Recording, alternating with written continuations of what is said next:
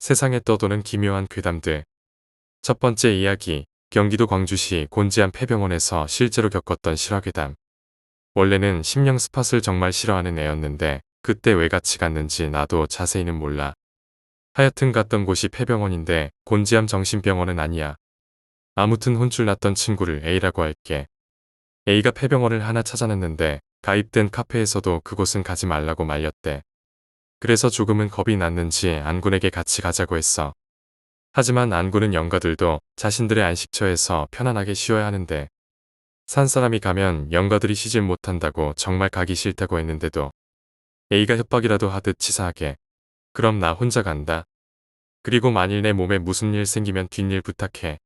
라고 말하길래 마지못해 안군이 동행하게 된 거야. 그렇게 두 사람은 날짜와 시간을 잡고 만나기로 했어. 그것도 한밤중에. 낮에 가도 무서운 곳을 한밤중에 갔다 온 거지. 그곳은 산자락에 위치한 병원이었는데 사람의 발길이 끊긴 지 오래돼서 풀들이 무성하게 자라있고 길도 제대로 없었어. 그렇게 두 사람은 랜턴 2개와 혹시 모를 일에 대비해서 소금과 팥을 가지고 병원 안으로 발을 들여놓았어. 그리고 병원에 들어가기 전부터 안군이 자꾸 A에게 여긴 그냥 모른 척 넘어가는 게 좋겠다고 여러 번 경고했지만 A는 안군이라는 든든한 지원군이 있다고 생각하고 괜찮아, 내가 정말 위험하다고 하는 곳만 안 들어가면 되잖아. 이렇게 말하며 안군의 경고를 무시하고 병원 안으로 들어간 거야. 물론 안군도 그런 A의 뒤를 한숨을 쉬며 따라 들어갔고 입구에 들어가자마자 안군은 숨이 턱 막히더래. 어지간해서는 이런 말 안 하는 안군이 이렇게 말할 정도면 엄청나게 위험했단 거겠지. 아무튼 그렇게 두 사람이 입구부터 천천히 둘러보는데 안군이 저긴 랜턴 비추지 마라 하는 곳은 어김없이 A가 랜턴을 비추더란 거야. 다시 안군이 했던 말을 기억나는 그대로 말해주자면 그때 확 패 죽여버리고 싶더라. 안 그래도 오기 싫은 거 억지로 따라 들어왔는데 A는 자신의 말과는 반대로 움직이니 그냥 버리고 오고 싶을 정도였다더라. 안군이 참다 A에게 제발 부탁이니 그렇게 막 여기저기 랜턴 불빛 비추지 말라고 했는데 A는 그럼 무슨 재미가 있냐며 오히려 큰 소리로 따지고 들더래. 버리고 싶은 마음은 굴뚝 같았지만 버리고 왔다가 무슨 일 생기면 죄책감이 들 것 같아서 그냥 같이 계속 가고 있었어. 안군이 해주는 이야기를 들어보니 그 병원이 무슨 병원인지는 모르겠지만 제대로 된 영가가 한 명도 없었다고 해. 다들 정신을 못 차리고 해괴한 짓만 반복하거나 모습 자체도 정상적인 영가가 없었다 하더라. 그렇게 계속해서 병원 곳곳을 둘러보던 A와 안군은 마지막으로 병실 하나만 더 둘러보고 나가기로 한 거야. 그래도 안군이 A에게 계속해서 경고와 주의를 줘서 A는 별다른 이상은 없었어. 그런데 마지막으로 병실 하나만 남겨놨을 때 안군이 기겁을 하며 A에게 저 병실 문은 열지 말라며 계속 그냥 나가자 하더래. 안군의 말에 A는 더욱 호기심이 생겼는지 병실의 문 손잡이를 열려고 하더란 거야. 안군은 너무 놀라서 진짜 안 된다고 했지만 A는 안군을 뿌리치고 문을 열어 안을 확인했대. 그 병실 안은 지금까지 돌아다닌 병실과는 별반 차이가 없었대. 이미 다 깨져서 틀만 남아있는 창문. 그리고 다 박살이 난 병원 침대. 그리고 여기저기 굴러다니는 쓰레기들과 병원 도구들. A는 지금까지 돌아다니던 병실과 별 차이가 없길래 왜 그렇게 호들갑 떠냐며 안군에게 시선을 돌렸는데 안군이 완전 질겁해서는 갑자기 A의 팔을 낚아채더니 병원 밖으로 달려나갔대. 갑작스럽게 끌려간 A는 영문을 몰랐지만 지금까지 보였던 안군의 모습과는 너무나도 달라서 일단 끌려나갔대. 그렇게 병원을 빠져나와서 한참을 더 달려서 병원과 어느 정도 거리가 생기니 그제야 안군이 달리던 걸음을 멈추고 숨을 몰아쉬며 그 자리에 털썩 주저앉더래. 그래서 갑자기 A가 왜 그러냐며 했더니 막 따지더래. 그리고 안군이 숨을 몰아쉬며 한 말에 A가 그 자리에 얼어붙어서 꼼짝을 못하더래. 안군이 한 말은 내가 열지 말랬지. 너 그 안에 뭐가 있었는지 알아? 자기 팔을 잡아 뜯어서 그 팔 뜯어먹는 미친 여자가 있었어. 근데 그 여자가 내가 문 열자마자 쳐다보면서 혓바닥으로 입맛을 다시더라. 눈 마주쳤으면 넌 큰일 났어. 그리고 이 이야기를 해주며 안군이 마지막으로 말 한마디를 더 붙였어. 진짜 무서운 귀신은 미친 처녀 귀신이야. 두 번째 이야기, 강령술로 뒤바뀐 고등학교 수학여행. 흔히들 알고 있는 분신사바, 위저보드, 그리고 혼숨도 큰 분류로 치면 강령술이잖아. 그 중에서도 위험하기로 따지자면 위저보드와 혼숨이랄까. 그 외에도 여러 가지 강령술이 있는데 이번 이야기를 통해 강령술에 대해 말해줄게. 그리고 말하지만 절대 따라하지 마. 고등학교 때 수학여행을 갔을 때 장난삼아 했던 분신사바에 관한 이야기야. 남들은 다 베개 싸움하고 놀고 있는데 친하게 지내던 친구와 방구석에서 조용히 분신사바를 하고 있었어. 같은 방에 있던 애들은 전부 다른 방으로 우르르 몰려가서 놀고 있었고 단둘이서 하고 있는데 생각처럼 잘 안 되는 거야. 펜은 움직일 기미도 안 보이고 그렇다고 반대편에서라도 움직여주길 바랬지만 그것도 없었어. 그냥 서로 멀뚱멀뚱 움직이지 않는 펜만 바라보며 멍하니 있는데 다들 알 거야. 어차피 수학여행이라 해도 선생님들의 통제로 인해서 몰려나갔던 아이들이 다시 몰려들어와서 자기 싫은데 어거지로 취침을 당해야만 했어. 강제 취침을 당하고 안 그래도 피곤하게 관광을 마쳤으니 다들 싫다고 하더니 금세 잠들었어. 하지만 나와 내 친구는 잠들지 않았고 축시가 되기만을 기다렸어. 축시는 새벽 1시부터 새벽 3시까지를 말하는데 더불어서 귀신들이 제일 활발하게 활동하는 시간이라고 하더라. 그렇게 새벽 1시가 되기를 기다린 나와 친구는 조용히 일어나서 방구석으로 가서 분신사바를 시작했어. 그렇게 분신사바 주문을 다 외우고 서로의 얼굴을 한 번씩 쳐다본 뒤 조심스럽게 질문을 시작했어. 지금 여기에 오셨습니까? 다들 잠든 새벽에 불도 다 꺼진 어두컴컴한 방에 휴대용 손전등 하나 켜놓고 방구석에서 분신사바를 했다니 나도 미친 거겠지. 그렇게 질문하자마자 펜이 빠른 속도로 동그라미를 그리기 시작했어. 왜 그거 있잖아. 시험지 채점할 때 정답이면 동그라미 그리듯이 빠른 속도로. 너무나 빠르게 움직이는 펜의 속도에 난 친구가 분신사바 실패 때문에 장난치는 줄 알고 짜증이 가득 묻어나는 표정으로 종이에 머물던 시선을 친구에게 돌렸어. 하지만 나와 같은 표정을 하고 있는 친구와 눈이 마주쳤어. 서로가 똑같은 표정으로 쳐다보자 우리 두 사람은 그제서야 이건 진짜구나 라고 생각하고 이것저것 질문 공세를 시작했어. 남자인지 여자인지부터 시작해서 여기서 살고 있는지 사소한 것부터 이것저것 다 물어보기 시작했어. 그리고 나와 친구가 잡고 있는 펜은 정말 빠른 속도로 대답을 해주었어. 아주 그냥 신이 나서 친구는 심지어 자신이 마음에 드는 여자애가 있는데 그 여자애와 잘 될 수 있느냐는 시덥잖은 질문까지 하기 시작했어. 물론 펜은 다 대답해 주었고 뻔해지만 여자에 관련된 질문은 절망적이었어. 그렇게 신나게 질문하다가 친구가 질문을 딱 던졌는데 난 정말 표정이 순식간에 확 굳어질 수밖에 없었어. 너희 그거 알아? 분신사바를 하게 된다면 귀신에게 절대로 해서는 안 되는 질문이 있다는 거. 바로 말야. 왜 어쩌다가 죽어서 귀신이 됐어요? 왜냐하면 대체적으로 귀신들은 원한을 품고 죽는 귀신들이 대부분인데 분신사바와 같은 강령술로 불려서 오게 되면 장난을 칠 생각만을 가득 가지고 오게 된다는 거야. 그래서 자신이 왜 죽었는지 그 원한까지 잊고 장난기만 충만해져서 잊고 오는데 이 질문을 듣는 순간 제 정신을 차리게 되고 그 원한의 화살은 강령술을 한 사람에게 꽂힌다는 거지. 그래서 분신사바를 할 때는 저 질문만은 끝까지 하지 않은 채 게임을 끝내는 게 원칙이거든. 난 당연히 오컬트에 관심이 많아서 알고 있었지만 친구는 몰랐나 봐. 정말 아차 싶었던 거야. 하지만 내 맘을 모르는 친구는 펜이 더 이상 움직이지 않자 재차 물어봤어.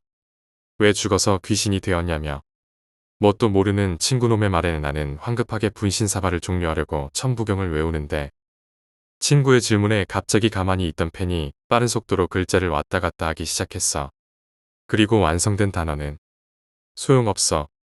그래도 나는 나름 오컬트 매니아라고 자부했기 때문에 끝까지 천부경을 외우고 있는데 친구놈이 이번엔 겁을 잔뜩 먹어서 펜을 놔버린 거야.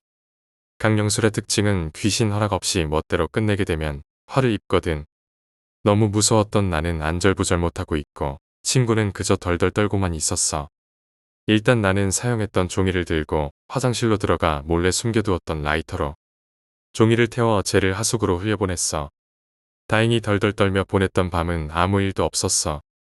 그렇게 이틀째 관광을 열심히 즐기고 있는데 우리 반만 유일하게 큰일을 여러 번 당하는 거야.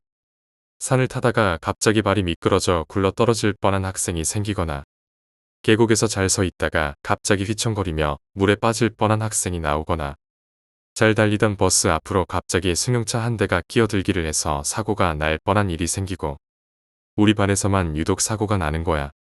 그런 식으로 수학여행 내내 크고 작은 사고가 자꾸 일어나기 시작했어. 결국 나와 내 친구는 무속인을 찾아가서 구술했어. 다행히 지금까지도 별탈 없이 잘 살고 있긴 해. 세 번째 이야기, 일본 강령술 이야기. 이번에 들려줄 강령술은 분신사바 다음으로 많이들 알고 있는 혼자 하는 숨바꼭질. 일본어로는 히토리 카쿠렌보라는 자아저주성 강령술이야. 한마디로 자기 자신에게 저주를 거는 위험한 강령술이야. 워낙 유명해서 인터넷에 혼숨이라고 검색하면 영화나 정보가 워낙 많아서 더욱더 자세한 건 검색해 보길 바래. 사실 한번 해보긴 했는데 진짜 못하겠더라. 너무 무서워서 말야. 내가 아는 친구의 지인이 했다가 큰일 당해서 절대 안 한다고 하기도 했대. 아무튼 내가 알게 된 건 우리나라의 혼숨이라는 게 유명해지기 전 일본에서도 막 알려지기 시작할 때였어. 마침 내 지인이 일본에 거주 중이라 우리나라 사람들보다는 훨씬 빠르게 혼숨에 대한 정보를 얻을 수 있었어. 그리고 그 지인의 혼숨은 일본에서 행해졌어. 일본에서 알려진 혼숨도 우리나라에 알려진 혼숨과 별반 다를 건 없어. 혼숨은 자신의 신체 일부 중 어떤 것을 넣느냐에 따라서 강도가 강해지는데 지인에게 들었던 건 지금 흔히들 알고 있는 머리카락이나 손톱이 아니었어. 피를 넣는 거라고 알려줬었어. 그래서 그 지인이 우리가 알고 있는 대로의 혼숨 준비를 마친 뒤 손톱이나 머리카락 대신에 피를 넣고 혼숨을 시작한 거야. 그리고 우리나라에서는 뾰족한 그나마 안전을 기하기 위해서 볼펜이나 샤프 등을 쓰라고 하잖아. 그때 당시 일본에서는 짤럽식 칼이었대. 흉기가 뭐가 됐든 간에 샤프에 찔려도 아프고 펜에 찔려도 아프고 칼에 찔리면 죽을 만큼 아프거나 죽는 거고 사실상 모두 위험하니까 말야. 그런데 이 지인이 혼숨을 하는데 그 현상들이 우리나라에 있던 후기랑 크게 다른 건 없었대. TV 채널이 막 바뀌거나 누가 걸어다니는 소리가 들리거나 어딨냐고 찾는 소리가 들리는 정도. 혹시 일본 드라마 본 사람 있어? 그런 사람은 알 거야. 이부자리를 넣어두는 장이라고 해야 하나? 그 지인이 거기에 숨었는데 조용히 있다가 자세가 너무 불편해서 자세를 바꾼다는 게 실수로 장의 문을 발로 차버린 거야. 크지는 않지만 작게나마 소리가 났는데 어딨는지 찾는 목소리가 찾았다로 바뀐과 동시에 그 지인은 벽장을 박차고 나와서 인형을 찾아서 마무리를 지었다고 하더라. 여기까지는 우리나라의 혼숨 후기와 별반 다르진 않았어. 그 지인은 이미 혼숨을 했다는 것 따위는 안중에도 없을 정도로 까맣게 있고 평소처럼 지내고 있었어. 그리고 일본인 친구들과 술을 한잔하고 자신이 살던 집으로 돌아가는데 골목 맞은편에서 방금 전까지 자기랑 한잔했던 일본인 친구가 걸어오더란 거야. 그래서 그 지인이 손을 들어서 왜 안 가고 다시 왔냐고 물어봤대. 그랬더니 그 일본인 친구는 그저 아무 말 없이 조용히 지인의 앞까지 걸어와서는 한번 빙긋 쑤더니 지인의 배에 칼을 쑤셔박았대. 갑작스레 칼을 맞은 지인은 자신의 배에 꽂혀있는 칼과 친구를 번갈아 쳐다보며 이게 무슨 일인가 싶은 표정을 짓고 있는데 그 일본인 친구가 한다는 말이 찾았다. 다행히 지인은 칼 맞고 쓰러져 가던 것을 지나가던 행인이 발견하고 신고해서 살아났다고 하는데 그리고 지인이 죽다 살아나서 한다는 말이 날 찌른 칼, 내가 혼숨할 때 썼던 내 과도였어. 그 일본인 친구에 대해서도 물론 물어봤었어. 당연하잖아. 일본이던 한국이던 사람을 찔렀는데 살았으니 엄연히 살인미수죄가 성립이 되니까. 하지만 그때 그 일본인 친구는 알리바이가 있었다는 거야. 지인이 칼에 찔린 시간엔 경찰서에 있었다더라. 술 먹고 시비를 붙어 싸움질을 해서 잡혀갔다고 하던데 경찰만큼 완벽하게 알리바이를 입증해 줄 사람은 없잖아. 도대체 일본인 지인을 찌른 그 사람은 누구였을까? 난 이 이야기를 듣고 절대 하지 않겠다고 다짐했어. 자, 이제 다른 강령술도 많아서 살짝 이야기를 해줄게. 일단 첫 번째는 너무나도 유명한 분신사바. 분신사바의 가장 큰 무서운 점은 말이야. 뭐가 올지 모른다는 게 가장 무서운 거야. 두 번째는 앞서 이야기했던 혼자 하는 숨바꼭질.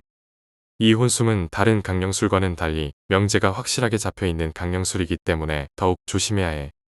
그 명제는 말이야. 지면 내 몸을 줄게거든. 귀신들이나 특히 악령들 같은 경우는 산 사람의 몸을 엄청나게 탐내. 그래서 분신사바와는 다르게 혼숨 같은 경우는 몸을 거는 거기 때문에 잡기보다 악령이 붙을 확률이 훨씬 높아. 지금이라도 혼숨을 해보겠다고 생각한 친구들이 있다면 부탁이니 그 생각을 고쳐줘. 세 번째는 위저보드 또는 위치보드. 이건 미국판 분신사바라고 생각하면 되는데 분신사바보다 더 위험해. 왜냐하면 귀신이 아니라 악마를 소환하는 거라서 시작하면 100% 악령만 들러붙는데 네 번째는 괴담책에서 자주 실렸던 미래의 연인을 보는 방법. 밤 12시에 입에 칼을 물고 대야에 물을 받아놓고 가만히 쳐다보고 있으면 미래의 남편이나 아내가 보인다는 이야기야. 이것도 일종의 강령술인데 사실상 무속인도 미래의 배우자를 딱 누구라고 집어서 말 못해주는데 일반인이 본다는 게 이상하지 않아? 그것도 대체적으로 돌아다니던 귀신이 장난을 치기 위해 수면의 모습을 나타내는 강령술이라고 하더라. 다섯 번째는 코쿠리상. 이건 아는 사람도 모르는 사람도 있을 거야. 코쿠리상은 분신사바랑 비슷한 거야. 방식은 분신사바와 거의 흡사한데 다른 점이란 볼펜이 아니라 동전으로 한다는 거야. 그것 말고는 크게 다를 것 없는 강령술이야. 여섯 번째는 이어지는 100가지 이야기. 이게 뭐냐고 물어보는 사람이 있을 거야. 이것도 일본에서 유명한 괴담인데 어두운 방 안에 초를 100개 준비한 다음 각자 알고 있는 괴담을 이야기하고 이야기 하나 끝날 때마다 초를 하나씩 끄는 거야. 이게 왜 강령술이냐면 귀신들은 괴담 이야기를 하면 혹시라도 자신의 이야기가 있을까 싶어 찾아오거든. 그걸 이용한 강령술인데 워낙 애들 보는 만화에도 패러디가 됐기 때문에 위험도가 낮다고 생각하겠지만 절대 아니야. 이 이어지는 100가지 이야기를 할 때 초를 100개 켜잖아. 굉장히 밝을 거야.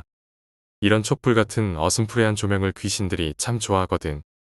그리고 그 초가 하나씩 꺼질 때마다 방 안을 채우는 조명은 점점 줄어들며 음습한 분위기를 자아내.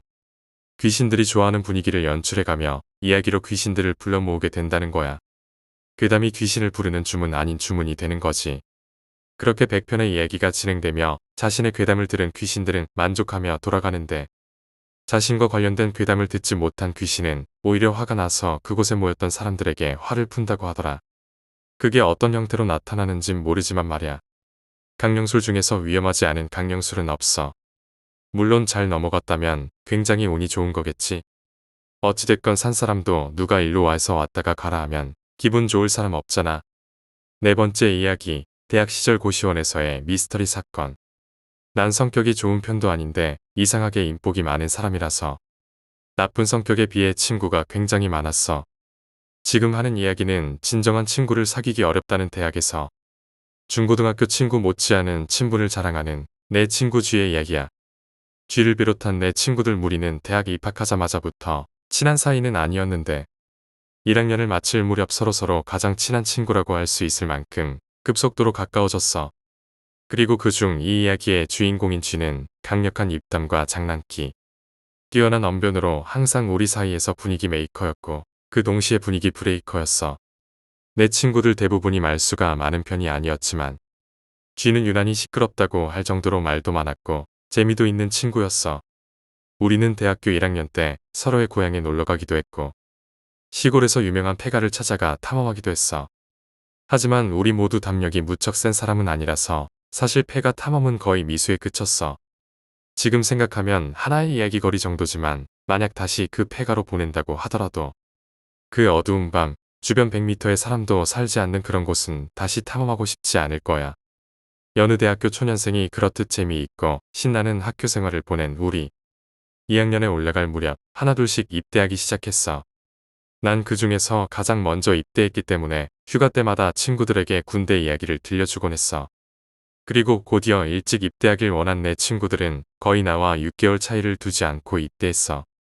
시간이 흘러 내가 제대하자 내 친구들도 차례로 제대하기 시작했지. 쥐가 제대한 건 2006년 7월의 어느 더운 여름날이었어. 쥐가 제대하자 친구 모두가 모인 것 마냥 시끄러워서 그런지 몰라도 우리는 신입생처럼 다시 술을 미친 듯이 마시기 시작했어. 쥐는 학교에서 그리 멀지 않은 곳에 집이 있었는데 우리와 술 마시는 자리가 잦아져서인지 몰라도 학교 바로 앞에 고시원의 방을 잡고는 본격적으로 우리와 놀기 시작했어. 그 고시원은 그 당시 쥐와 가장 친한 H가 살던 고시원이었어. 누가 봐도 둘이서 놀기 위해 고시원에 들어간 게 분명했지만 그 둘은 이제 제대했으니 공부할 거라며 허세를 부리곤 했어. 쥐는 H에게 연애 상담을 해주며 쥐와 H는 술자리가 점점 늘어났고 고시원 방이 좁았지만 H가 쥐의 뒤치다거리를 해주는 일이 많아서 H는 G의 방에서 자는 날이 많았어. G와 H는 여느 때와 마찬가지로 술을 진탕 마시고 새벽 늦게서야 집에 들어갔어. 많이 마시면 부모님도 못 알아본다는 막걸리를 너무 많이 마신 G는 타는 듯한 갈증을 못 이기고 일어나려고 눈을 떴어. 눈을 뜬 G는 몸을 일으키려 했지만 몸이 안 움직이자 처음에 H가 자신의 뒤치다거리를 하다 자기 위에 쓰러져 자고 있다고 생각했어. G는 팔을 휘둘러 H를 침대에서 굴러 떨어뜨리려 했지만 G의 팔은 허공을 가를 뿐이었어. 팔이 움직이는 것을 보니 가위는 분명히 아니었고 어둠 속에 점차 익숙해진 G의 눈은 자신의 몸 위에 아무것도 없다는 것도 눈치채기 시작했어. 자기 몸통 위엔 아무것도 없고 가위도 아닌데 몸이 움직이지 않는 이상한 현상을 몸소 체험하자 G는 소름 돋기 시작했어. 움직일 수 있는 것이라고는 오른쪽 팔과 눈동자뿐. G는 눈을 열심히 움직여 주위를 살피기 시작했어. G가 누워있는 침대의 발끝에는 바로 벽이 있었고 침대가 끝나는 곳에 밖으로 통하는 문이 있었어. 그리고 그 문 위에는 불투명한 유리가 있었는데 G는 뭔가 이상한 점을 눈치채고 그 유리 밖을 응시했어. 새벽 늦은 시간이지만 복도엔 불이 켜져 있었고 그 유리창 밖엔 그림자가 얼핏얼핏 지나다니고 있었어. 그 유리창을 통해서 사람의 그림자가 어른거리려면 키가 2m는 넘어야 한다는 생각이 들자 G는 더 이상 유리창을 쳐다볼 수 없었어. 그렇게 계속 밤잠을 설친 G는 다음날 H를 찾아가 어제 자신이 겪었던 일을 설명해줬어. G의 끈질긴 설명에도 H는 당연히 믿지 않았고 G는 계속해서 H가 믿지 않아서 오히려 H가 장난을 친 거라고 생각했어.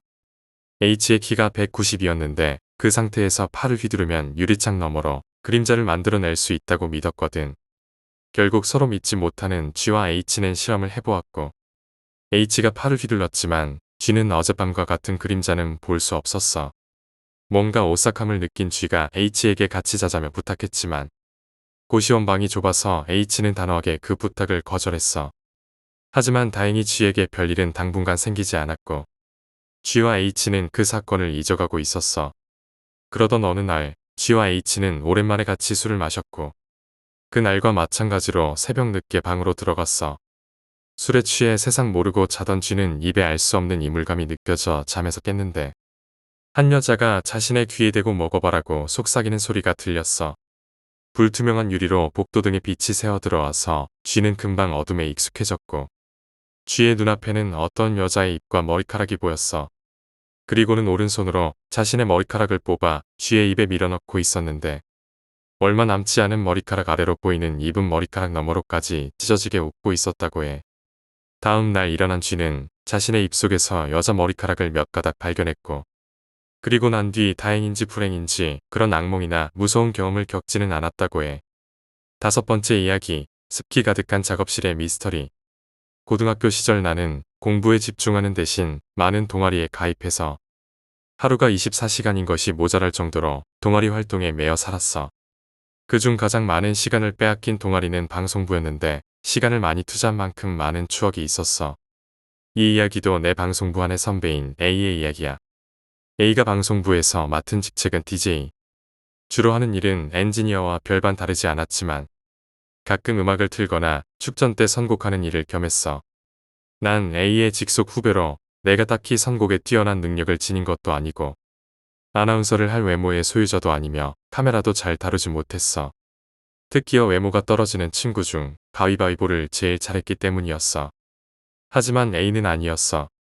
그는 자기 스스로 음악에 큰 재능이 있다고 믿었고 또 그렇게 말하고 다녔어. 어느 날은 자신이 전국 랩 경연대회에서 우승을 차지했다며 자랑하고 다녔지만 증거는 없었어. 그래도 그는 우리 학교에서 유일하게 염색을 한 학생이었고 유일하게 집이 학교 근처에 있으면서도 집보다 더 먼 곳에서 자취하는 학생이었으며 유일하게 그 자취방을 작업실로 꾸며 놓고 자신의 앨범을 내는 래퍼였어. 물론 음악이 좋진 않았어. 어린 시절 대부분의 학생이 자취에 대한 로망이 있었고 나 또한 예외는 아니었기에 대리만족을 위해 A의 자취방에 자주 놀러갔어. 그의 방은 창문과 출입구를 제외한 모든 벽이 방음 처리되어 있었고 좁은 방이었지만 나름 갖은 악기와 침대, TV, 컴퓨터, 녹음시설 등 학생이면 당연히 있어야 할 책상을 제외하고는 참 많은 것들이 있었어. 침대 발치에는 바로 화장실이 있었고 침대 맞은편에는 악기들이 있었어. 악기 왼쪽은 창문, 오른쪽은 출입구가 있는 단순한 구조의 방이었어. 단순한 구조에 단순한 배치였는데 뭔가 모를 어색함이 느껴졌어. 그 어색함은 A의 집을 찾을수록 더 깊어지기만 했어. 처음에는 A의 집 밖이나 가구의 배치가 무엇이 이상한지 몰랐는데 침대 맞은편 정면에 있는 키보드 앞에 서는 순간 그 어색함의 정체를 알게 되었어. 키보드를 기준으로 왼쪽엔 악기들이 발 디딜 틈도 없이 쌓아놓다시피 있었는데 오른쪽에는 키보드에서 볼 때 출입문이 안 보일 정도의 악기만 있을 뿐 악기가 없었어. 키보드 왼쪽의 악기들을 오른쪽으로 조금만 옮겨 놓아도 방에 빛이 잘 들고 통풍도 훨씬 잘 될 텐데 라는 생각이 들었지만 자신의 취향이니 내가 말하긴 그랬어. 비오던 7월의 어느 날이었어. 정확하게 할 일은 없었지만 방송부는 방학 때에도 학교에 나와 기계 점검, 행사 때 쓸 영상 촬영, 음악 녹음 등의 작업을 했고 난 A와 함께 축전 때 쓸 음악 녹음을 위해 A의 작업실로 향했어. 그날따라 비가 와서 그런지 A의 작업실은 엄청 습기가 높았어. 에어컨도 없던 시절이라 열악한 환경이었지만 A는 그래도 선배였기에 아무 말도 없이 묵묵히 녹음을 시작했어. 가랑비처럼 내리던 비가 갑자기 억수같이 쏟아졌고 더워서 열어놓은 창문을 통해 비가 꽤 많이 들어오고 있었어. 비가 너무 많이 와서 창문을 닫고 싶었지만 키보드 왼쪽에 쓰레기처럼 쌓여있는 악기들 때문에 창문으로 가기가 여간 힘든 게 아니었어. 난 참다 못해 A에게 불만을 말했어. 평소 같았으면 사랑의 구타가 이어졌을 A지만 그날따라 묵묵히 작업에만 열중했고 내 말에는 신경도 쓰지 않고 나를 보고 그냥 작업이나 계속하라는 말만 되풀이할 뿐이었어. 작업량이 많아서인지 날이 저물 때까지 목표치의 절반을 조금 넘긴 정도만 했을 뿐 아직 많은 양이 남아 있었어.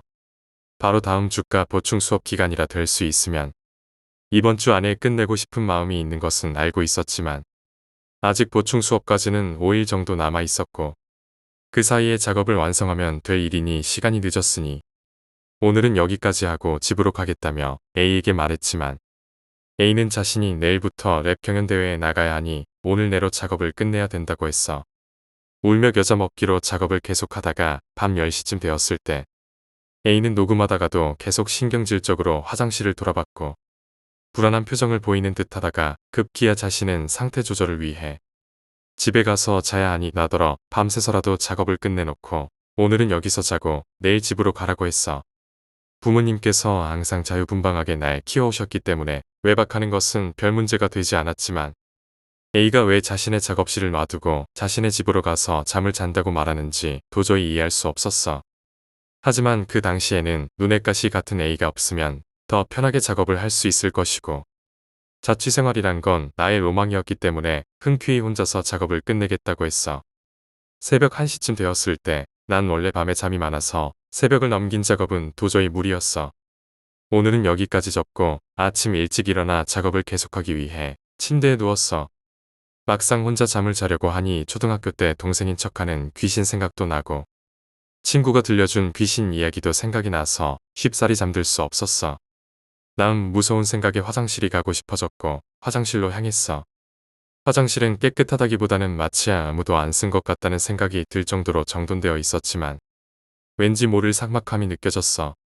볼일을 다 보고 화장실 불을 끄고 다시 침대에 누웠어. 그런데 뭔가 이상해서 발밑을 바라보니 화장실 불이 켜져 있었어. 이상하다. 분명히 껐는데 라고 생각하며 다시 화장실 불을 끄고 침대에 누웠어. 잠이 쉽게 오지 않아 뒤척거리다가 화장실을 본 순간 난 소스라치게 놀랐어. 분명히 화장실 불을 껐는데 또 화장실 불이 켜져 있었어.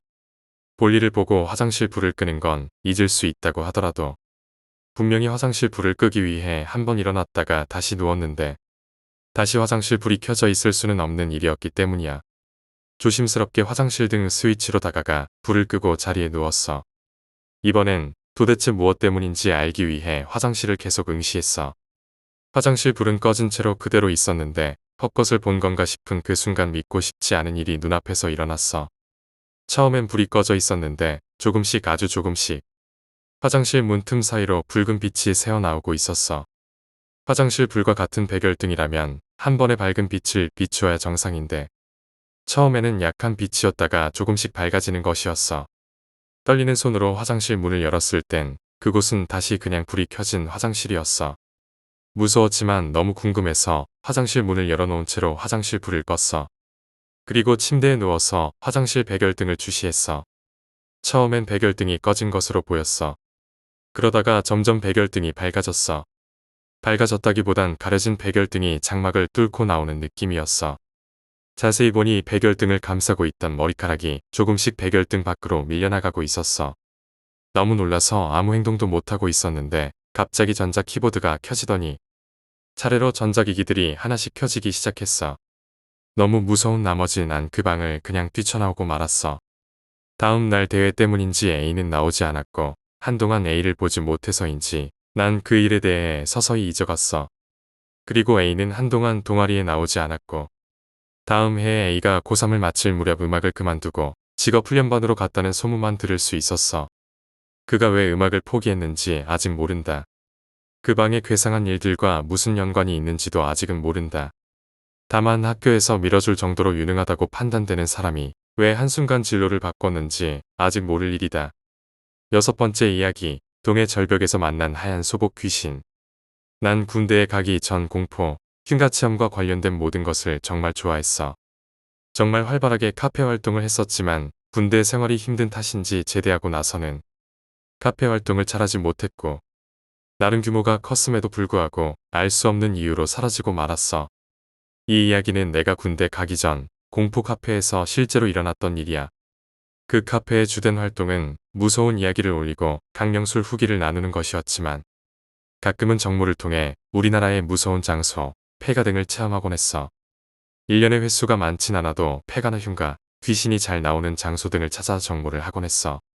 보통 겨울엔 잘 곳도 마땅치 않고 추운 날씨에 두려움을 느끼고 싶은 사람은 별로 없어서 여름방학 시즌만 끝나도 정모를 잘하지 않는데 2003년 가을에는 이상하리만큼 정모를 하려는 움직임이 활발했어. 2003년 10월 의경 지원 후 지방경찰청에서 신체 검사를 받은 뒤 하루하루를 술을 마시며 놀다 보니 정모 날짜가 지나 있었어.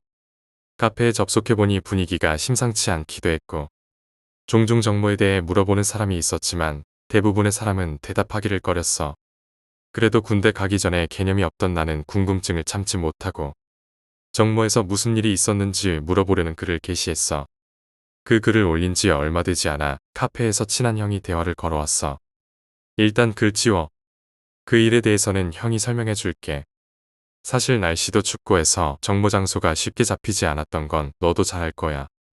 그래서 운영자들이 어느 곳으로 갈까 생각하다가 그냥 가을인데 단풍놀이도 갈 겸해서 산 쪽으로 귀신이 출몰한다는 장소로 가기로 한 거야.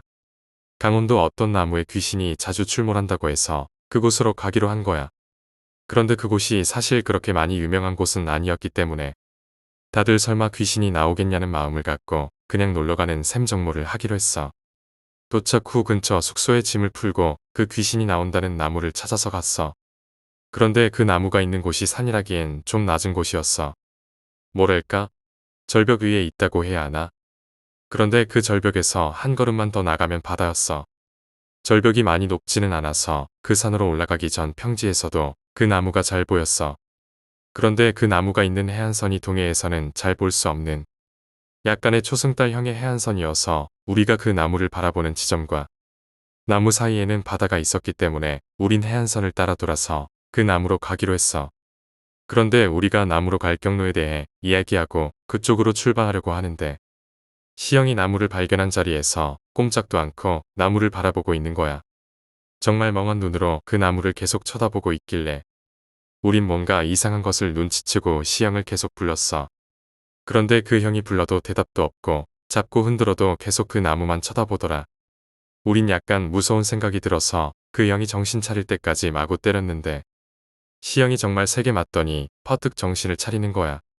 그래서 우리는 형에게 왜 그 나무를 계속 바라봤냐고 물었어. 그런데 그 형이 우리 물음이 채 끝나기도 전에 깨워줘서 고맙다고 말하는 거야. 그리고 그 형 말에 따르면 그 형이 제일 먼저 그 나무를 발견했는데 그 나무에 하얀 소복을 입은 여자가 나무 주위를 빙글빙글 돌고 있더래. 그래서 그 형은 뭔가 싶어서 그 나무를 계속 바라봤는데 그 여자가 나무 주위를 계속 돌다가 형이랑 눈이 마주쳤대. 나무와 우리가 있던 곳이 정말 많이 떨어져 있었는데 그 거리에서도 시영은 그 여자가 자기를 바라보는 순간 자기를 보고 웃는 것을 느꼈대. 거리상으로는 사람의 표정은 고사하고 사람이 있다는 것조차 알기 어려운 먼 거리였는데 말이야. 그렇게 그 여자가 시영을 보고 시익 웃더니 정말 빠른 속도로 절벽을 기어 내려와서는 바다를 헤엄쳐 우리 쪽으로 오고 있었다는 거야. 물론 단 한 번도 시선을 형에게서 떼지 않고 말야. 형은 그때부터 몸을 움직일 수 없었고 순식간에 바다를 지나 우리 쪽으로 온 그 여자는 해변을 기괴한 모습으로 기어왔대. 그리고 그 여자가 시영 바로 앞까지 와서 발목을 잡는 그 순간 우리가 때려서 형을 깨운 거야. 하지만 너도 알다시피 시영이 장난을 좋아하잖아. 그래서 우리는 장난일 줄 알고 형에게 장난치지 말라면서 핀잔을 줬어. 물론 시영은 장난이 아니라고 자신의 억울함을 호소했지만 말이야. 그런데 정말 무서운 건 시영이 뭔가 축축함을 느껴서 발 쪽을 바라봤는데 그 여자에게서 잡혔다던 오른쪽 발목만 젖어 있었어. 7번째 이야기, 강원도 산길의 괴이한 존재. 우리 외가는 소위 말하는 아들이 귀한 집은 난이었어. 셋째인 어머니까지 딸이었지만 넷째 외삼촌이 태어나면서 모든 사랑을 독차지했고 그 뒤로 아들이 셋이나 더 있었기 때문에 막내 외삼촌은 귀여움을 받는 막내 아들이라기보다는 큰이모 손에서 자란 외조 부모님의 사랑을 받기에는 너무 먼 아홉째였어. 나의 외조 부모님께선 매일 밤술을 드셨고 막내 외삼촌은 막내라는 이유로 매일 술 심부름을 해야 했어. 외가는 강원도 산골 깊은 곳이라 외삼촌은 술을 사기 위해 주전자를 들고 마을까지 산길을 혼자 다녀야 했어. 막내 외삼촌은 워낙 남자답고 겁이 없는 편이라 그 긴 길을 별로 무서워한 적 없이 혼자서 다니곤 했어. 그러던 어느 날, 그날따라 저녁 늦게부터 구름이 심하게 끼는 날이었어. 삼촌은 비가 올 것 같아서 오늘은 심부름을 가기 싫다고 했지만 다른 외삼촌들은 언제나 그렇듯 막내 외삼촌에게 술 심부름을 떠넘겼어. 삼촌은 할 수 없이 머리를 가릴 만한 자루 같은 것과 술을 담을 주전자를 갖고 그 산길을 걸어가기 시작했어. 빛도 하나 없는 산길을 반쯤 걸어왔을 때 삼촌 눈앞에 뭔가 하얀 게 보이기 시작했어. 얼핏 보면 사람의 형상을 하고 있는데 보통의 사람과는 달리 선명하게 보이지 않고 어둠과 몸의 경계가 매우 모호했다고 해. 삼촌은 그것이 사람이 아닐 것이라고 생각이 들어서 경계를 하고 그 형체를 피해가려고 하는 그 순간 삼촌 귀에 사람의 목소리가 들렸어. 비가 오면 안 되는데. 순간 삼촌은 사람의 말소리가 들려서 경계를 풀었다고 해. 그도 그럴 것이 그 산길은 빛이라곤 달빛밖에 없어 무서웠고 비도 언제 올지 모르는 음침한 분위기였는데 눈앞에 사람이 아닌 것으로 생각하던 무언가가 사람의 말을 하고 있고 게다가 여느 사람, 평범한 여자처럼 비가 오지 않기를 바라는 말을 하고 있었기 때문이었대. 막내 삼촌은 누나가 5이나 있어서 여자들에게 매우 친절했고 그런 삼촌이 비가 올까봐 걱정하는 여자를 보고 그냥 지나칠 리 없었지. 삼촌은 자신이 갖고 있던 비를 막을 수 있는 자루를 그 여자에게 줄 심산으로 그 여자에게 다가갔어. 하지만 삼촌이 일부러 인기척을 내며 다가가는 순간에도 그 여자는 등을 보인 채 비가 오면 안 된다는 말만 반복하고 있었는데 이상했던 건 걱정은 하면서도 그 자리에서 한 발짝도 움직이지 않았어. 삼촌은 약간 오싹한 기분이 들었지만 용기를 내어 그 여자를 불러서 자루를 넘겨주려고 여자의 어깨를 잡았어. 그러자 그 여자가 삼촌을 향해 고개를 돌렸는데 달빛뿐이라 다른 것은 확실하지 않았지만 삼촌을 돌아본 그 여자의 얼굴에는 분명히 코가 없었다고 해. 그 여자의 얼굴에서 코가 있어야 할 자리엔 커다란 구멍 2개만 있었고 그런 기괴한 모습을 하고도 그 여자는 삼촌을 멍하니 쳐다보며 비가 오면 안 되는데 라는 말만 반복하고 있었어. 외삼촌은 너무 놀랐지만 당연히 나병 환자라고 생각했다고 해. 당시 나병 환자들은 대부분 격리되어 작은 촌을 이루고 살았으나 외가가 있는 마을 근처에 그런 촌이 없었기 때문에 종종 나병 환자들이 마을에 나타난다고 했고 나병 환자들이 어린이의 신체 부위를 먹으면 나병이 낫는다는 괴소문이 있어서 어른들은 어린아이들을 환자 근처에 못 가게 막았다고 해. 외삼촌은 한 번도 나병 환자를 본 적이 없었고 나병 환자들은 신체 일부가 없거나 보기 흉한 모습이라고 듣기만 했기 때문에 그 여자를 당연히 나병 환자라고 생각했어. 여자에게는 잡히지 않을 자신이 있었던 삼촌은 그 여자의 얼굴을 보는 순간 당황했지만 태연하게 자루를 주고 가던 길을 갔어. 그런데 그 여자는 소름 끼치게도 그 자루를 받아들고 삼촌이 있었던 지금은 아무도 없는 그 자리를 하염없이 응시하며 비가 오면 안 되는데 라고 속삭일 뿐이었어. 삼촌은 오싹한 기분이 들어 뛰어서 술을 파는 곳까지 향했고 돌아올 땐 그 여자와 마주칠까봐 산을 한참 돌아 집으로 갔어. 외조 부모님께 술을 다 드리고 난 삼촌은 이모와 삼촌을 불러 모아놓고 술을 사러 갈 때 겪은 일을 말했어. 그런데 그 말을 듣던 큰이모가 막내 외삼촌에게 아니야, 그 사람들은 그렇게 생기지 않았어. 그리고 칼로 자른 듯 코가 없을 수가 없잖아. 그 여자는 아마 내가 태어나기 전 납치돼서 죽은 A 언니일 거야. 그 언니가 나중에 발견됐는데 코가 칼로 자른 듯 잘려 있었다고 하더라. 너 귀신 본 거 아니야? 그 자리에 있던 이모와 삼촌들은 지금까지 그래왔듯이 술 심부름은 절대 안 갈 거라며 고개를 저었고 막내 외삼촌은 혼자서 도저히 못 가겠다며 같이 가달라고 부탁했어. 사태의 심각성을 느낀 이모와 삼촌들은 장남인 외삼촌을 빼고 그 아래로 넷째 이모, 다섯째 이모, 둘째 삼촌, 셋째 삼촌이 막내 외삼촌과 심부름을 돌아가면서 같이 가기로 합의를 했어. 그렇게 한 달쯤 아무 일 없이 이모와 삼촌들은 무사히 심부름을 마쳤어. 그리고 그 일이 있은 지 한 달이 조금 넘은 어느 날. 그날도 그때처럼 저녁부터 비가 올 조짐이 보이더니 삼촌과 이모가 심부름을 가기 전부터 빗방울이 한두 방울 떨어지기 시작했어. 그날 심부름은 넷째 이모 차례였어. 넷째 이모는 장난기가 심한 이모였고 특히 그 장난을 막내 외삼촌 상대로 많이 치곤 했어. 막내 외삼촌은 이모가 장난을 칠까봐 걱정이 되긴 했지만 혼자서 심부름을 가는 것보다는 낫다고 생각했기 때문에 넷째 이모와 같이 술을 사러 갔어. 길을 나선 지 10분쯤 되었을 무렵 넷째 이모는 어김없이 장난기가 발동하여 소변을 누러 간다는 핑계를 대고는 산속으로 들어가는 척하며 바로 집으로 달려들어가 버렸어. 막내 외삼촌은 넷째 이모를 기다리다가 속았다는 것을 눈치채고 넷째 이모를 잡으러 집으로 돌아가기 위해 고개를 돌린 순간 집 쪽으로 돌아가는 길에 큰 자루가 서 있는 것을 보았어. 삼촌은 뭔가 이상한 느낌이 들어 그 자루를 멀리서 바라보았는데 그 자루는 한 달 전 삼촌이 그 여자에게 줬던 자루였어. 삼촌은 온몸이 얼어붙어 움직이지도 못했는데 삼촌의 귓가에 이런 말이 들렸다고 해. 빗물이 코에 안 들어와서 좋은데. 삼촌은 그 말을 듣고는 한 걸음도 움직이지 못했어. 그리고 그 여자의 말이 바뀌었어. 앞이 안 보이네. 그리고 삼촌이 응시하고 있던 그 자루가 기괴한 모양으로 뒤틀리며 삼촌을 따라오며 내 눈을 가져가야겠다. 중얼거리며 따라왔고 삼촌은 술집이 있는 시내 쪽으로 달렸어. 달리는 순간에도 크게 들리던 풀벌레 우는 소리, 개구리 소리 등이 하나도 들리지 않고 유독 자루가 풀잎과 나무에 스치는 소리만 들려왔다고 해.